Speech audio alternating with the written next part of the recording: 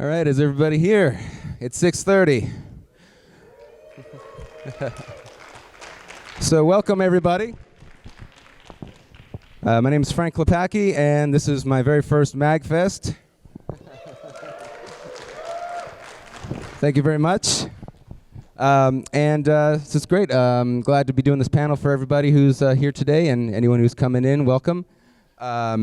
Here to talk about a bit about my career and music and audio and video games, and basically what I gather is all of the things that everybody in this building generally shares a passion for. So that is pretty awesome. I'll start off talking about how I got into this industry and what was sort of involved in that particular time, and then how it moved forward. Is there anybody here who has been wondering and or up and coming in terms of music or sound effect design, and wondered what does it take to get into the game industry? Anybody? So you see a few hands there. Cool. So back in the day, the way that I started is actually not far off from how you could still get started today, which is start off as a playtester. I was in between my junior and senior year of high school, and I found an opportunity to be a playtester at Westwood Studios. So I decided to try that out because, hey, playing video games and getting paid for it would be freaking awesome. And little did I know it actually entailed some work. The idea of playtesting a game means that you have to play it in order to really try to break it. You have to play it every single which way you can think of possible. You're not just trying to get through it. You're trying to do things that are crazy, like, what if I go all the way to the corner of the screen? What happens? What if I go and do something that I'm not supposed to do? What happens? And you report these things. You fill out a report. You hand it in to the programmers. They look at it. They fix it. They send it back to you. Then you have to do it again, make sure that they fixed it, and repeat the cycle. Anyhow, I got a little bit bored with that after a while because, being young and my mind wandering, I wanted to see what the rest of this company's doing. So I wandered around, looked at the art department, I looked at the design department, I was meeting the programmers, artists, designers, producers, and I found out a little bit about how games are made, and that was just so exciting to me. And I said, I want to be part of this somehow. How can I be part of this? Well, fortunately, I had a bit of a head start in life because I was a professional drummer since the age of 11. So what I found was when I wanted to do original bands later, by the time I was in high school, I couldn't communicate with the other band members very well when I had an idea for a song, because all I could come up with was, hey, I got an idea. It goes like, dun, dun, dun, dun, dun, dun, dun. And they looked at me like I was stoned. So I said, okay, I need to learn how to play another instrument. So I learned how to play guitar. I learned how to play keyboards. Then I could say, hey, this is in the key of E, and it goes like this.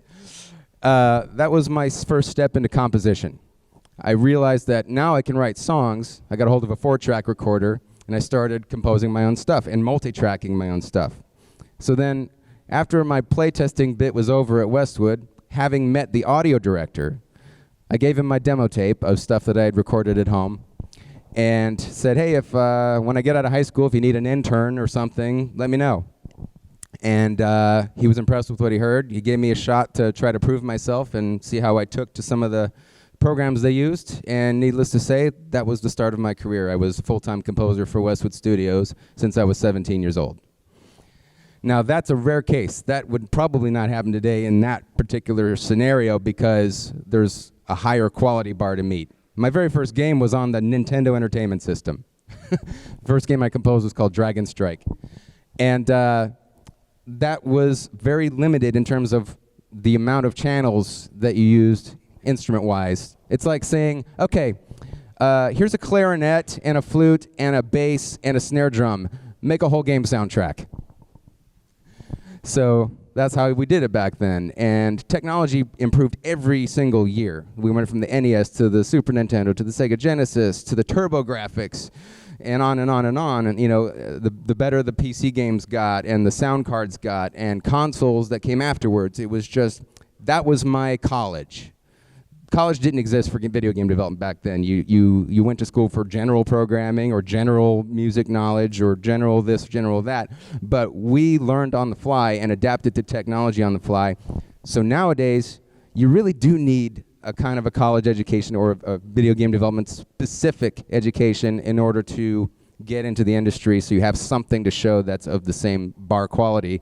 We've got symphony orchestras doing video game soundtracks for years now, and live bands and musicians and really professional recordings. So you have to know something about that now. You have to be part musician, part engineer, part producer. You have to kind of have a mixed bag. And the internet is fantastic at teaching you things now. I mean, you can go on YouTube and find a lesson in just about anything.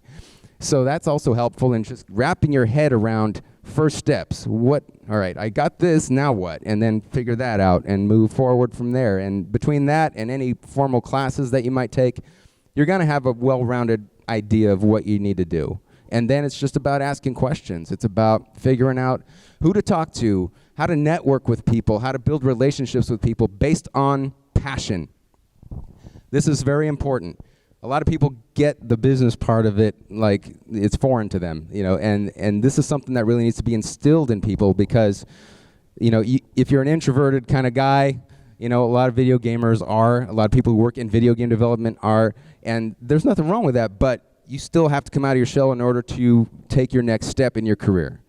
And so the way to do that is simply meet people who do things that you love, There's Game Developers Conference, there's E3, there's and other conventions we're familiar with like PAX or Gamescom and stuff like that. You find the developers that that made the games that you love and ask them questions about it and just get to know them and if you have a rapport with talking to them, you get their business card at the end of your conversation. You keep in touch once in a while and say, hey, what are you doing? What's new? How's the game going?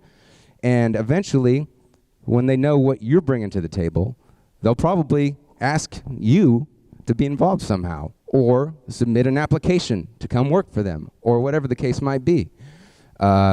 So that's something that's really important to keep in mind. And you just have to put it out there. So having said that, the other thing I'll just jump right to is most of you probably are familiar with the Command & Conquer franchise. Am I right?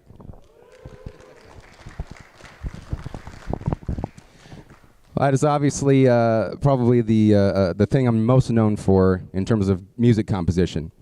And that was obviously never a planned thing. We never knew Command & Conquer was going to be that big of a hit. We had an idea that it was going to be really fun, and we knew we had something very special because we were addicted to playing it in the office during the development cycle. We would just be playing each other after hours. We would stay late, and before the days of Ventrilo and voice chat, we just did it over the intercom system on our office phones. So that was really fun. We were taunting each other over the company intercoms. It was great. But yeah, it was special back then. We knew we had something, and we were encouraged to be creative and think out of the box when we were creating the assets or the mood or the genre, the style of it, everything. This is one thing that I credit Brett Sperry for, which was he was the president of Westwood Studios, and he went around to everybody and would just say things like, we need something fresh, we need something new, we need something different. This is fine what you've done, but maybe it could be a little bit different so that it's got some spice to it, it's got some better flavor to it, it's not just what everybody expects. And we used to kind of joke about that because we would hear it so often, but it was actually very true, and it was what helped propel the vision of the game and all of the games that we'd worked on, for that matter, into being something that resonated with the fan base to the point of it becoming the success that it was. We don't get to choose what's successful. You guys get to choose what's successful. The audience gets to choose what's successful, and that's what's so cool about it. When it becomes something more organic like that, and it resonates with so many people at the same time, it's like, wow, okay, we thought it was great, but wow, this is so cool that everyone else thinks it's great to that level, and that's pretty amazing. When I worked on the music for that, it was I was encouraged to experiment. So if you're familiar with the original Command & Conquer soundtrack, you know that it's very diverse. It's got industrial music and metal music and hip-hop music and orchestra music, and it's just all over the map. And how that managed to work is kind of beyond me. But it was fun because, I had a meeting with my audio director, Paul Mooger at the time, and Burtt, and we sat in an office, and we just listened to elements of different music and bands and soundtracks, and pull something from this, and just this part of this one song, and maybe, something from this band and that band, and don't feel like you're pigeonholed. Just try everything, and we'll throw it in and see if it works. So I did.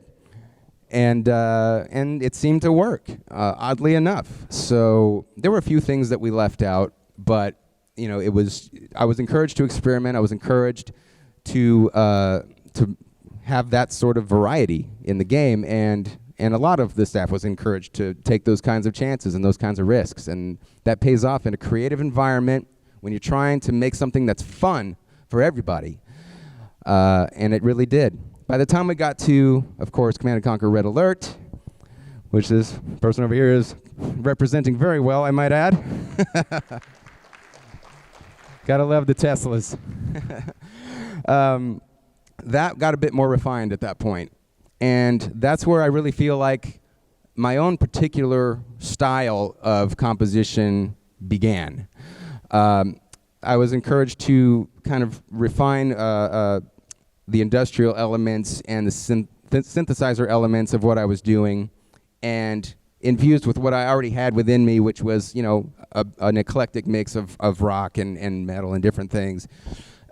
It worked really well as a solid soundtrack that was consistent. So it didn't have necessarily the same variety as the original CNC, but it worked well for Red Alert, and it worked well as a defined style, which I then took and ran with for every other subsequent sequel, and even in my solo albums. And that's something that's really cool. When you can find a style that defines what you're about, and that goes for just kind of a general lifestyle thing as well. Like, we all love video games, and we all might have certain genres of video games that we gravitate towards, and that's just part of how we're finding our identity. We love this. This is our shit right here. So it's same thing with movies, same thing with music, all forms of entertainment. It's part of who we are. It's part of our culture, and that's meaningful to us on an individual basis. But for me, Red Alert also was a defining moment in what I found that resonated with everyone else in terms of the fan base, in terms of the gamers out there. They claimed that hard. Hell March, that was the thing that just set it off. And I really couldn't believe that became that popular of a song or that popular of a soundtrack, because for me, it was just like everyday work. I was very passionate about it. I poured my heart into it. I loved it, but I didn't think it was going to be that impactful. But sometimes the things that just come naturally to you can be that impactful, and that's what's beautiful about that. And I've heard many stories from many fans across the world, whether it was through email, whether it was through personal interaction, meeting people at conventions, and it always just blows me away because, it's not something that's always on my mind. I'm always moving forward to the next thing. What's the next gig? What's the next song I have to write? What's the next audio I have to produce? And so that's very endearing, and the fact that, again, the audience decides what its thing is, and I'm very honored by that. And for anybody who came here today, happens to be a fan of that stuff, I want you to know that I very much appreciate all of you, and I thank you so much for that, really, really.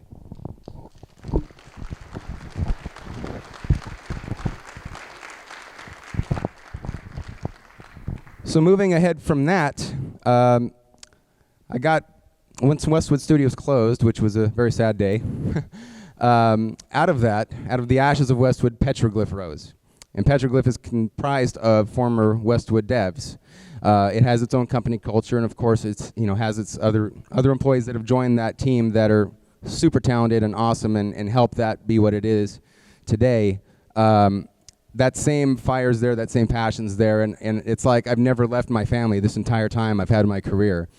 And becoming an audio director for them was the next evolution in my career, where I was in charge of also sound effect design and voiceovers and technical implementation. And the thing about sound design that's interesting is it can be just as creative as music. You're taking elements of different sounds and different audible things that probably shouldn't go together, but somehow they do and they work. And you can be really creative with that, especially in different genres, like sci-fi, for example. Anything goes with audio in sci-fi. Like, you can take a drill and a subwoofer and a wrench and a guitar and mix those things together and make an engine of a spaceship or something. I mean, just the kinds of things that sound designers think up and dream up is pretty incredible. One of my personal heroes is Burtt from the Star Wars movies. He designed all of the sounds, the lightsabers, the lasers, the ships, everything, and that was just something I studied so much. And talk about a dream come true, I actually eventually get to work on a Star Wars game with Petroglyph. So I got the keys to that stuff, which was incredible. As soon as I got the disc with all the original sound effects on it, I was just like a kid in a candy store. Oh! Ooh! It was awesome. And but I also got to contribute new sounds to those games as well for things that we had dreamt up as like expanded universe stuff for the Star Wars games and put that into place. And like one of our characters had a lightsaber whip, and I'm like, what would that sound like? So I literally took like the sound of a real whip, but I vocoded it and made it have that synthetic sound, and then I combined like time shifted stuff from the original lightsaber sounds into it and made that just feel like a whip would sound if you were wielding a lightsaber. It was crazy. And like we had TIE fighter tanks in the game, and I was like, how is that gonna work? So I like slowed the roar down really like pitched down, and then meddled that with tank treads. But it was more of a texture thing, and it was really weird, but it worked. Then you get into other things like trying to capture something that's real. Going out in the real world with a bunch of shotgun microphones and a high-end field recorder, and recording real guns, real explosions, real vehicles, and trying to match that as a one-to-one thing with what's in a game that's trying to convey the same thing. A lot of the war games and things that capture real-life objects we're familiar with, that's a challenge because anything can go wrong in those kinds of recording sessions. That's why we bring so many microphones with us, because one of them is going to get it right. Out of the 8 we have, one of them is going to have the ideal helicopter, swirling thing going on, or one of them is going to get the best boom out of it. And so that's a thing to keep in mind too. You have good gear that's not going to fail you. It's just learning the techniques of where to place these things that are ideal for getting the best result. Now let's go to voiceover. I've been a voice actor off and on throughout Westwood, accidentally, because before we had budgets to hire like real actors, we used guys in the company. So in the original Command & Conquer, for example, most of the voices you hear in the game are people that worked there, including myself. I was the commando character that ran around going, "I got a present for you."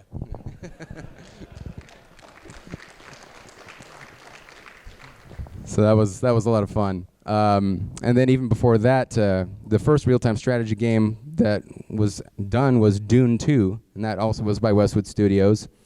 And I was the voice of House Harkonnen. So we just grabbed people from around the company, and eventually, as games got larger budgets, we were able to afford to hire, union actors or better actors.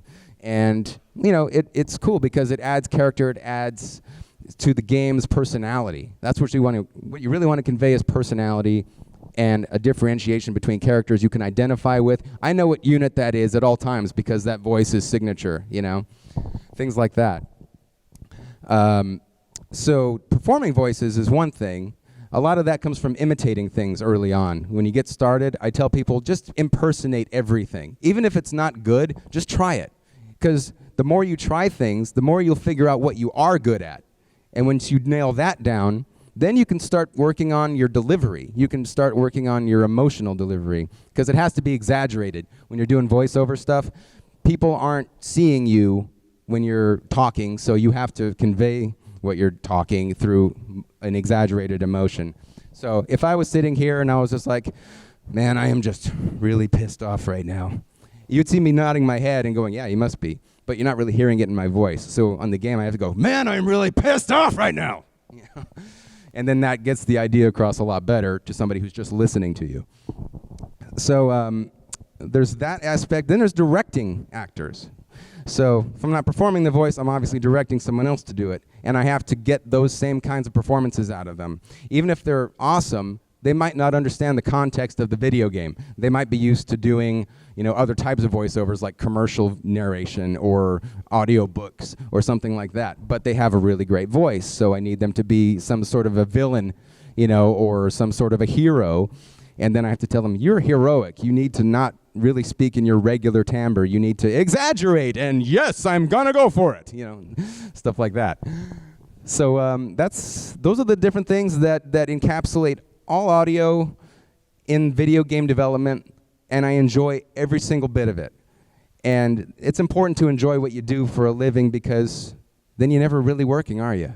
You're always enjoying something, and even though it is work, and even though it does pay the bills, it's something that you're always passionate about, it's always close to you, and it always propels you forward in life in a positive way that you're just always going to be set.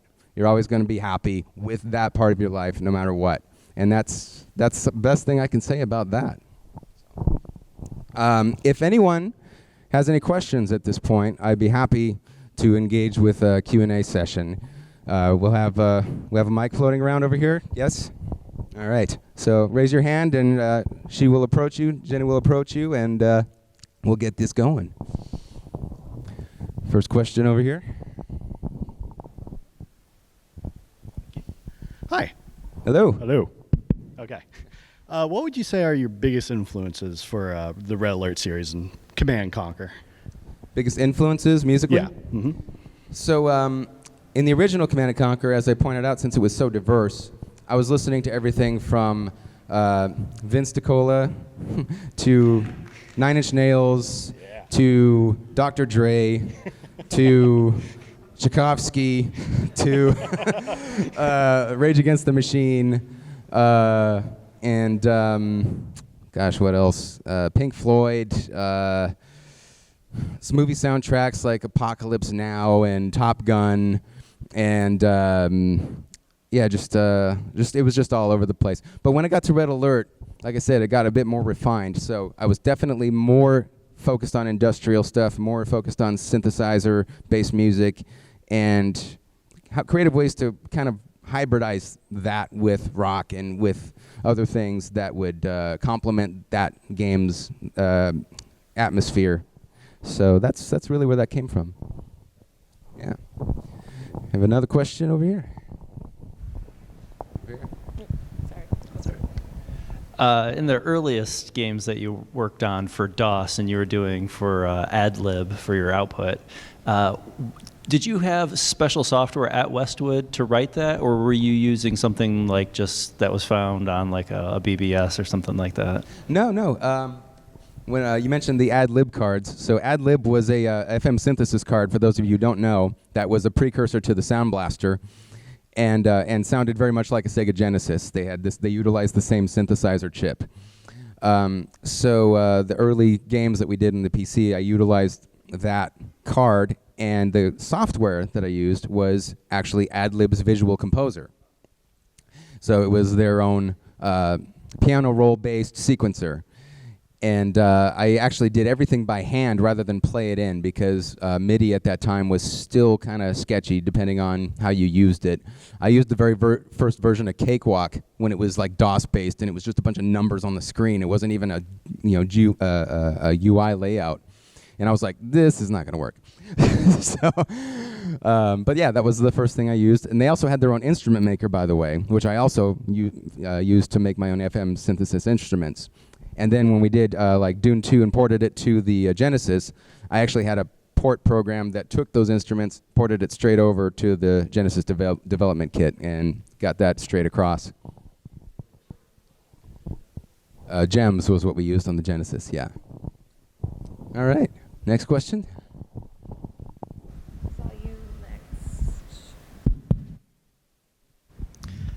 Hey, so since you've been in the industry for a long time, I I was just kind of curious to see what your oldest computer and your oldest audio equipment setup was. The oldest. The oldest computer and the oldest audio equipment I had set up when I started. Let's see if I can recall. I think we were still using a 486 and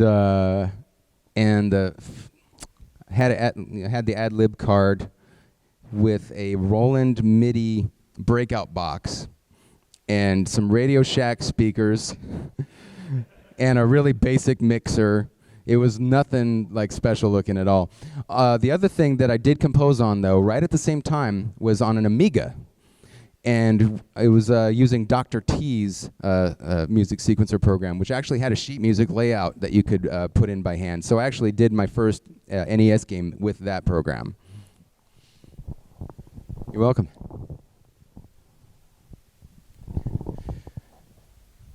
Got one over here. So first, I want to say your CD was the first I've ever bought.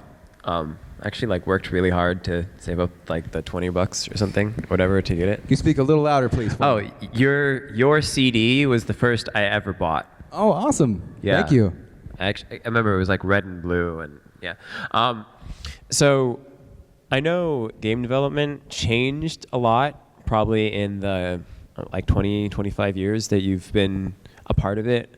What have you noticed has changed the most, and what would you what kind of advice would you give to the indie developers or people wanting to get into the game industry that want to make music a strong portion of game design?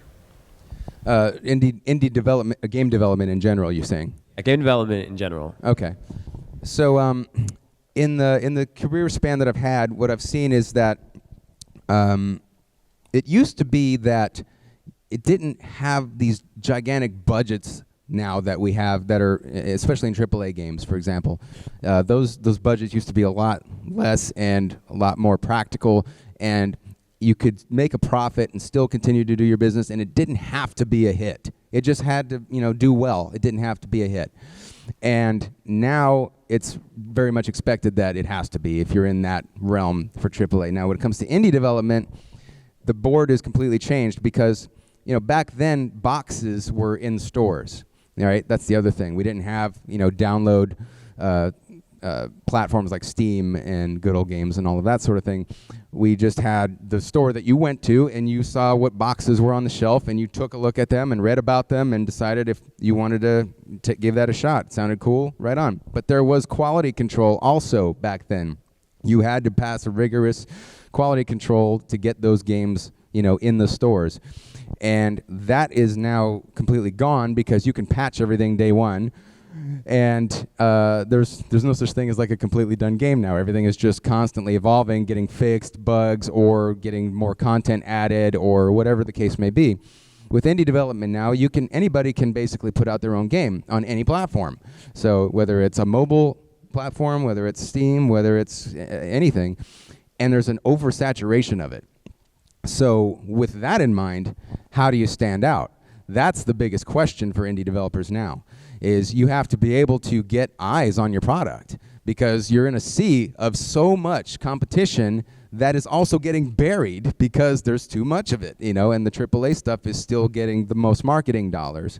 So you got to find clever ways of letting people know about your game, letting people know that they can be involved in it somehow, whether it's a Kickstarter or a forum that people can visit and give input to the development process, or have some sort of this is going to be my underground cool thing that I want to be part of. Build your own community out of it. Even if it's small, it's got to start somewhere. And even if you partner, say, with other publishers and say, hey, we're an indie game development, we want to have some ability to get more eyes on our product. Can we partner with you? Can we make a deal? Can we split revenue, so we can have it on your platform, and have you help us market this thing? Those are the kinds of ideas that you kind of need to circulate and see what works best for your company or your game that you're doing, and take it from there. That's kind of the best advice I could give on that.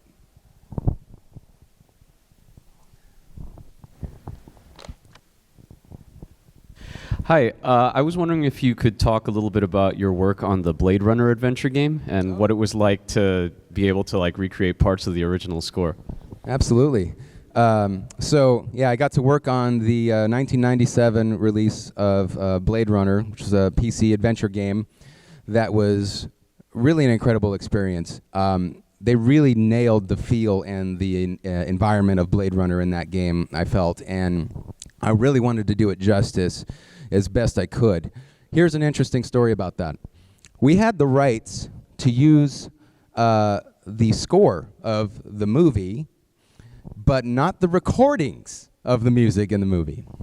It's a weird licensing issue where you can get licensed to recreate something, but you can't use the real recorded version of it. It's strange. Anyhow, I took him up on that, and I accepted that challenge, and I recreated 4 or 5 of Vangelis's original scores, like the main themes that the movie's known for, like the main titles, the credits theme, the love theme, the Blade Runner blues. And in doing that, I developed an entirely new appreciation for Vangelis as a composer. I knew he was already awesome, and I loved that score, but when I picked it apart, instrument by instrument, and sound by sound, and had to recreate it all, I'm like, oh my God.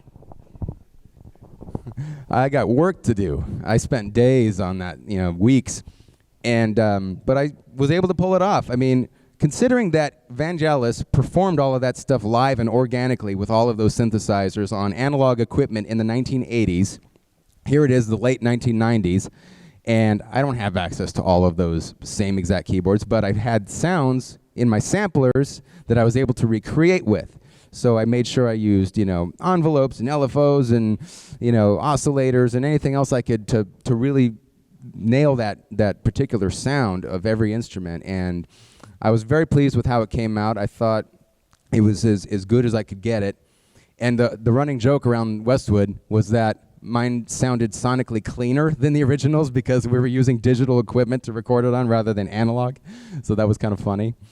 But it was an incredible experience to work on and just to play around in that world and be able to add my own music to it, which certainly doesn't hold a candle to the awesome genius of Vangelis, but at least I could give that impression of the feel of what was created there and use similar instrumentation and how I approached that. So,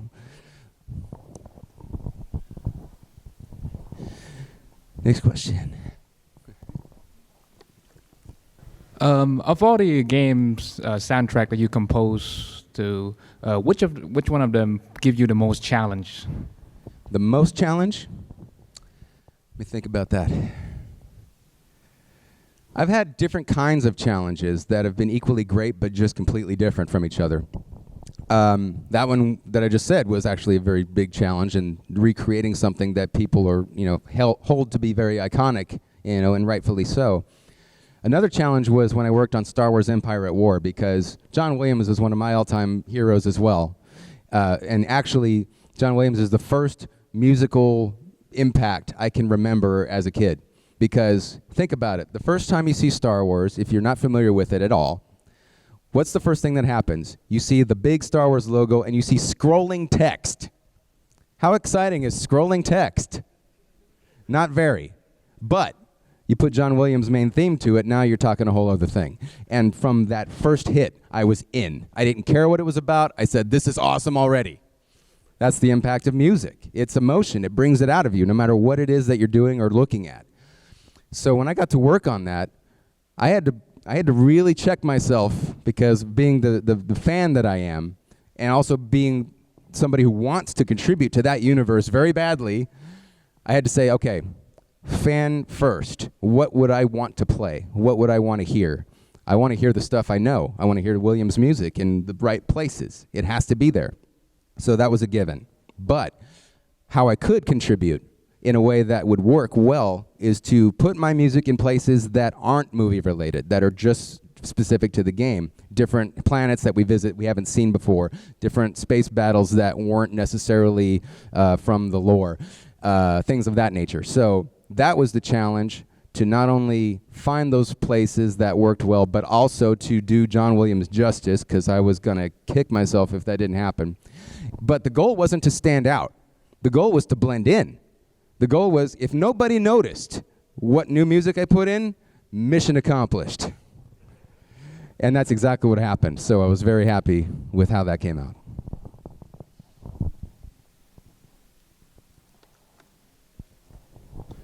So, early in a game's development, what would you say would be some, I guess, like some good practices for kind of getting a feel for the score of that game? Does that make sense? Yeah, absolutely. That can come from a few different methodologies. In my time doing this, I've had to write music sometimes based on visuals of concept art. Sometimes I've had to write it based on just a design document. Like, hey, this is what the level's going to be, this is who's going to be in it, this is what the goal is, and we'll need music for when you start, when you're in combat, when you win it, or if you're wandering around and getting off kilter there or whatever. We'll figure that out together. I'll usually have a meeting with them about that when I get that and try to sort it out and get more specifics. But generally, it's nice if there's something that's playable, if they have at least one level or something that's playable. But you don't always have that luxury. And as a composer, it's an advantage to be a video gamer in that respect, because typically how things are going to fall into place in game development. And so there you can kind of predict what's going to work and what's not, and you can try it out, and if it's a little bit off, then you can make those tweaks and adjustments and then replace that. There's different ways of implementing music too that's interesting. For example, instead of just playing a song, you could take that and make them into stems, and you can have just the drums and the bass playing initially, just to kind of have a build-up, and then bring in other instruments that are programmed to come in when the player hits certain things. Like if he blows up a certain building, or if he gets to a certain story marker in the map, or talks to a certain character, things can weave in and out on the fly, and that's another creative way to use music in games. So it's just those kinds of things that you think about ahead of time before you get started, because you don't want to dedicate yourself into one particular focused state of mind and then have it be wrong. Fortunately, I tend to know what something is going to be and how it's needed, and usually I'm about 95% accurate. So I'm happy about that. But in general, for anybody else that is looking for ways of thinking about that, that's what I would say. I have a question up here.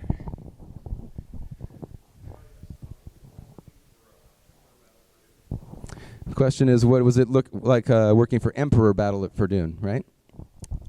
So that was interesting. I did Dune 2000 right before that, which was basically an update of Dune 2 that we started with back in the day. It was a way for us to put that into 3D and to have better quality art, better quality cinematics, better quality music. And that, to me, was kind of the definitive score for Dune for my personal contribution, because even though Dune 2 set the tone of it, that was done on the original ad-lib card, as we discussed earlier, and my original vision for it would have been for it to sound like the way it does in Dune 2000. When we got to Emperor, I wanted to carry that sound forward, and so I was working on a few different games at that time that was all dragging my attention, and I was like, felt like my brain felt like a musical schizophrenic. I was like, I have to go do this game, I have to do that game. This is going to be crazy. So we got 2 other composers to also work with me on that particular game. I did the House Atreides music for that game. David Arkenstone did the House Harkonnen, and my friend Jared Mendelsohn did the Ordos. And he also worked with me on Tiberian Sun, as a footnote there. And that was a great mix, because it showed that we could have really specific personality of music divided into those factions, and they felt all different from each other. Whereas Dune 2000, it was more of a sweep across the whole game. It was more of like, this is part of everything. And Emperor, it got a little bit more separated out, so everything could have its own personality. And the Atreides stuff was definitely more orchestral in nature, but with some synth elements in there and some of my personal approach to composition. And it was fun to work on, but I was being pulled in multiple directions, so that was why I had to focus that contribution there. Got more questions up here? Here's a guy here. Over here. Who's first?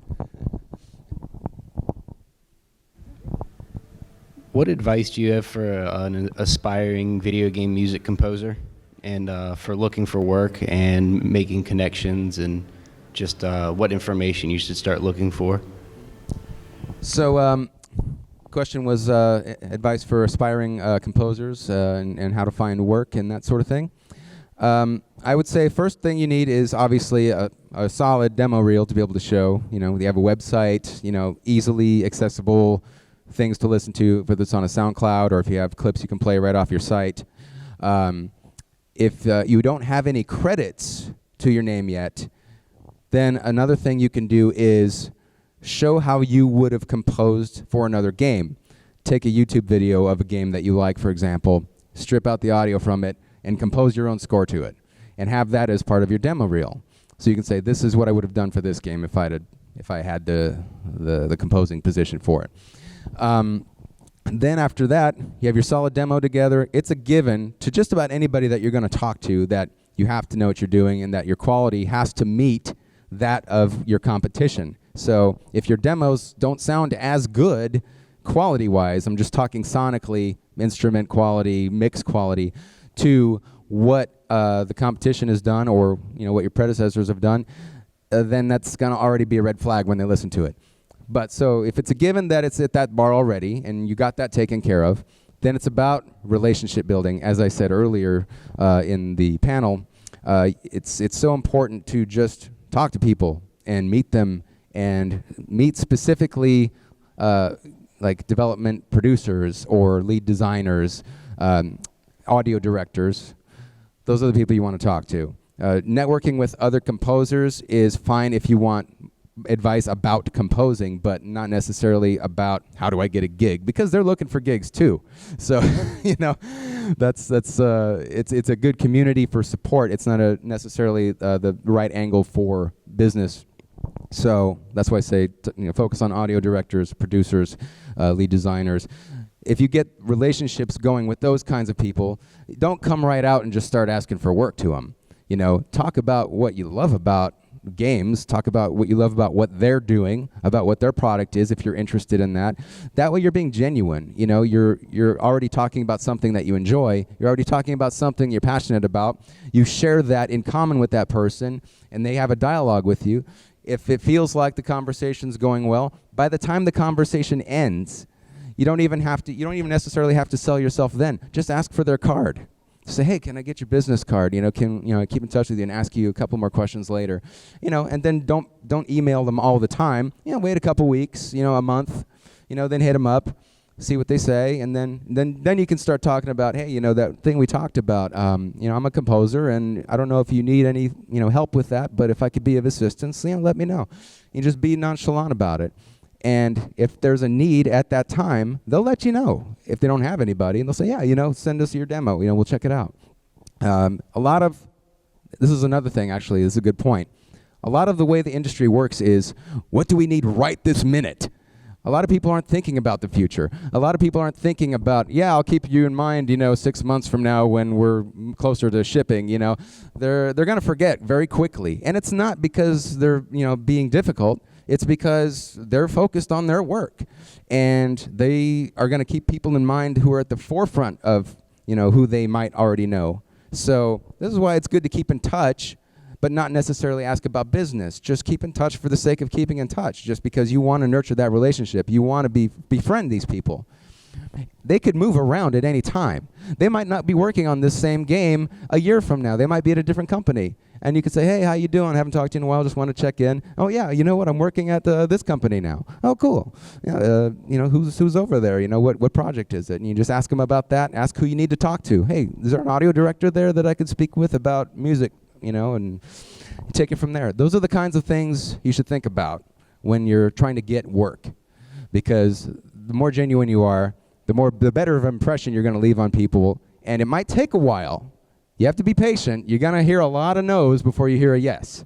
Even a guy like me, I went freelance for a couple of years between companies, and, even somebody who has a name and has credits like I do, I still have to work that same way. You know, I can't just expect that everybody knows who I am. That's unrealistic, and that is actually a fact. You know, you'd be surprised, and so that way, I'm keeping myself in a place of being humble. I'm keeping myself in a place of retaining my passion. I'm keeping myself in a place of taking genuine interest in what other people are doing and not expecting anything in return. All I expect is that, hey, maybe one day they'll need something and they'll hit me up. Other than that, I'm just happy to know them. I'm just happy to say hi at the next convention, whatever. You get to know enough of these people, eventually someone's going to say something. So that's the thing to keep in mind.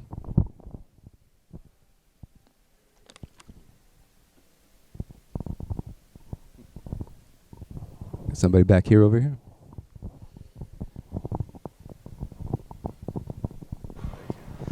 Hi. So I'm less of a composer and I'm more of a sound designer. I went to school for music and sound recording. I just graduated recently. And it's very hard to find, specifically sound design jobs, all the time. So I was wondering how many sound designers that you've worked with have started off in like maybe movies, TVs, or as a normal recording artist, like a studio recorder? I'm sorry, I didn't get the last part of that. How many sound designers that you've worked with maybe have started off as like a sound designer for movies, TV, or if they've worked in like a recording studio with musical artists? Okay, so basically, sound designers that I've worked with have typically had some type of video game experience, or at least had some good demos that they've shown me of things that they created on their own. But you bring up a good point in that, if you're a sound designer, you can do that for anything. And that's the same for composers too. You don't have to just do games. I mean, if that's something you love and that's what you want to kind of focus on, that's great. But you can easily do that for television and movies and commercials and anything else that you can think of. So keep that in mind too, especially if you're freelancing and you're trying to get into it. You could look at other production houses and see if there's openings or internships or whatever the case may be. You got to start somewhere. But if you've got experience already and you've got the degree and the education behind it, then obviously the thing that you want to do is, again, much like the composing part of it, have some solid demos you can show people, and see where you can find a slot to get in. In the video game industry in particular, you are right that there are not a lot of sound design positions that open up, but sound design positions do open up more frequently than music positions. I can tell you that right away. Music is almost never on any job application site. It's pretty ridiculous, which is why networking is so important. But sound design does pop up every so often, and you just have to be willing to possibly relocate if you really want it that bad, because most places they're going to be everywhere. There's a lot of game studios in California, of course, so you might see those pop up more often than not. But there's some in Texas, there's in North Carolina, there's all over the states. There's bound to be something, and then even overseas in a different country. So if you really want a sound design position in the game industry, you have to kind of be willing to take a chance like that, at least to apply and just see what happens. If you get accepted, then great. Then you can, start thinking about how you're going to start that career and how you might relocate. Or if you're lucky to get something where you do live, then absolutely try to do more of a personal approach to that by showing up and trying to just have a conversation with somebody, arrange for an interview, arrange for just lunch with whoever's in charge of hiring there. Even if they're not looking for anybody, take them to lunch. Just pick their brain. Hey, what about what you do there? Can you tell me, what's your process? What kind of advice would you give somebody who wanted to work there? Hint, hint, stuff like that. Those are things I would say. Over here. Thanks. So one of my favorite tunes that you made is from Red Alert 2, Yuri's Revenge, called Brain Freeze. Right on. And you added a quote from a movie that goes, "Your feeling of helplessness is your best friend, Savage." Yep. Then it goes into an awesome guitar riff. I was just wondering what your thought process behind that was. So my thought process behind that, Yuri's Revenge was the expansion game to Red Alert 2. and it's actually one of my favorites in the series. So I'm glad you brought that up. It was really a fun game, and the whole premise behind that was that Yuri is the main villain who is using mind control on everybody, and I wanted to convey that with different crazy sample quips and sound effects in the music, and kind of give it a sci-fi B-movie feel. And as it turned out, there was a sample library that I purchased that had a bunch of crazy, like, sci-fi old vintage sounding quotes in it, and I was like, oh, some of these are pretty cool, and they actually are applicable to this game. So I pulled some of those and put them in the songs where I thought they would fit best. And I had absolutely no idea that it was from an actual, like, old movie until much later, when people were passing that around the internet and going, hey, this is from a movie called The Brain from the Planet Eros. And I'm like, well, that's funny. I thought it was from that sample library CD, but okay, that must have been where they got it from. So either way, it was legally licensed and used, but just happened to be from that source. And so it just kind of picked up a little bit of a life of its own, getting passed around virally.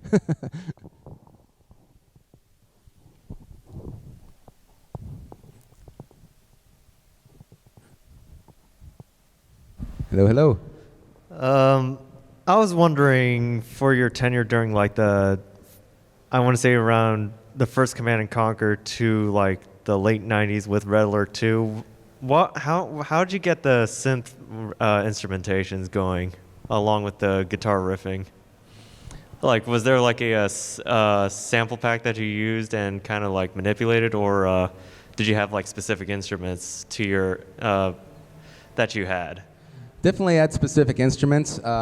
I always had a guitar at my side in the office at all times, and a riff or an idea or a melody can come from anywhere. So sometimes I would write, the first thing would be on the guitar. Sometimes I would write, the first thing would be with a particular synth sound that I accidentally dialed up that day. And I was like, oh, that's kind of a cool sound. What can I do with that? And I'll just start something, and if it sounded cool, I went with it. And I would put drums to it, and then I'd maybe put guitar to it, or maybe add just more synth layers to it, or just a fat bass or a distorted bass. And these ideas just kind of pop up one track at a time, one layer at a time, until I'm done with it.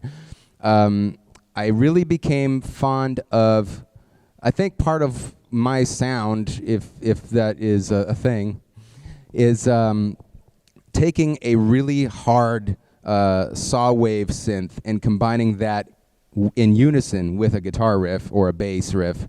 That's something I really gravitated towards doing, because it gave it a really heavy sound that was hybridizing the best of both worlds and keeping it heavy, but people were not quite sure, okay, is this really supposed to be rock, or is it like just heavy synth, or and that was kind of cool to me, so I stuck with that, and it's something you probably will hear in a large variety of songs I've written.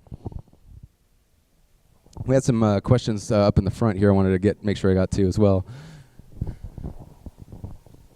Right here. This guy's had his hand raised for a little while here. Hi, I was kind of curious about some of the, personal acts you did, like I Am and Home Cooking. Like, do you think that that's something that you'd have really want to like focus more, in your own personal career, or did you not really mind just focusing on game audio? Sure. So he's asking me about different bands that I've been in and or still am in, aside of the game development and more of the performance aspect or band project aspect of my career. I've always done both. I've done game development by day and moonlighted as a performer by night, my whole career. And it's just another thing where I just enjoy what I do so much, I don't ever stop.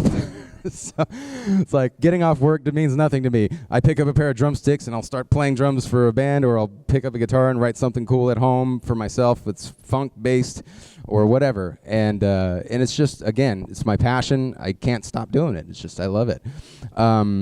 So the band I Am that I was in the mid-'90s, we actually had a track that was used at the very end of the first Command & Conquer, if you won as the faction of Nod. And that was just picked because my audio director said, hey, this is a pretty badass tune we could use for If You Win As Nod. And I was like, cool. So we got it licensed, band agreed on it, and we put it in.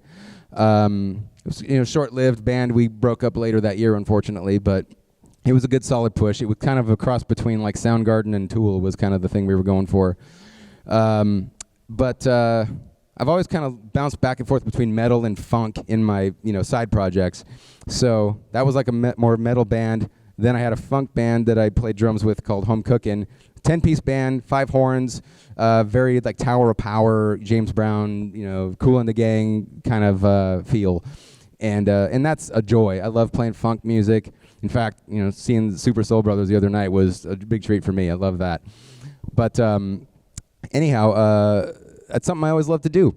And here's an example about how you can make other kinds of dreams come true in your life that necessarily aren't related to what you thought initially.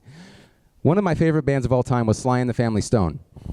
They came from out of the late 60s and had a ton of hits, and one of the best funk bands of all time. In the late 90s, I decided to write into a fan site for Sly and the Family Stone, and because they said I could wish the sax player, Jerry Martini, a happy birthday. And I was like, all right, well, that's cool. If they forward it to him, great. I'll just write a note and say, hey, you really influenced my band. Love horns, love Sly and the Family Stone. Hope you're doing great. Happy birthday. And that was it. Well, I didn't expect to get an email back from him, but I did. And he asked me to send him a CD of the band. So I was like, this is awesome. I'm talking to one of my musical heroes. So I sent it to him. He loved it. And we've been in touch as friends ever since. Here's where being friends and sharing your passion with people pays off later. I was talking to Jerry in person when he came to Vegas and played there, and just being a friend.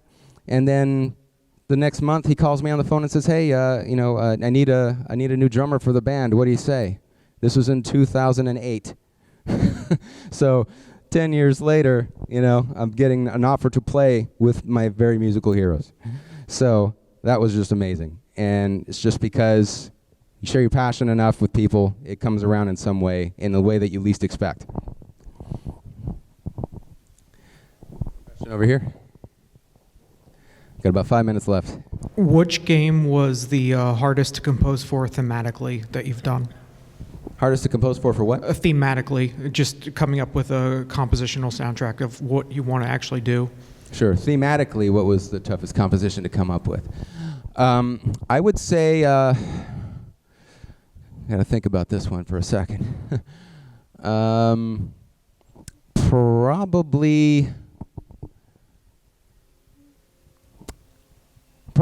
there was a game that I composed a lot of music for that I really loved that unfortunately never really made it to official release. It was called End of Nations. It was a game that was in about 4 years in development. It was shown at so many game conventions. It won awards. People were excited about it. It was, going to be this great, massive, hugest massive multiplayer online RTS ever. And unfortunately, it ended up just kind of getting shelved because of whatever problems came up from various angles. And this is not something that's uncommon. It happens, to different projects in the game industry that we're familiar with. But that game had a lot of different themes that I really worked hard at, trying to get faction themes and enemy themes, and I wanted to make them grand and epic and over the top and rock symphony. We had a live orchestra budget. I recorded a couple of different symphonies in a couple of different countries. Put all this work into it, put all my heart into it. I was like, yes, this is going to be some of my best work ever, and it's on a shelf somewhere. But fortunately, there's a lot of the music that leaked out on YouTube from various fans, so at least it gets heard some way. All right, I think we have time for maybe one more question, and then we're going to wrap up. And I'm happy afterwards, just so you know, to sign anything anybody has, or I do have, if you don't have anything with you, I do have some merch that's at the Rock Island store. I have all my solo albums there and some t-shirts. So anybody that feels like, you want to grab a little piece of something, feel free. I'm happy to do whatever you need. Next question, last question.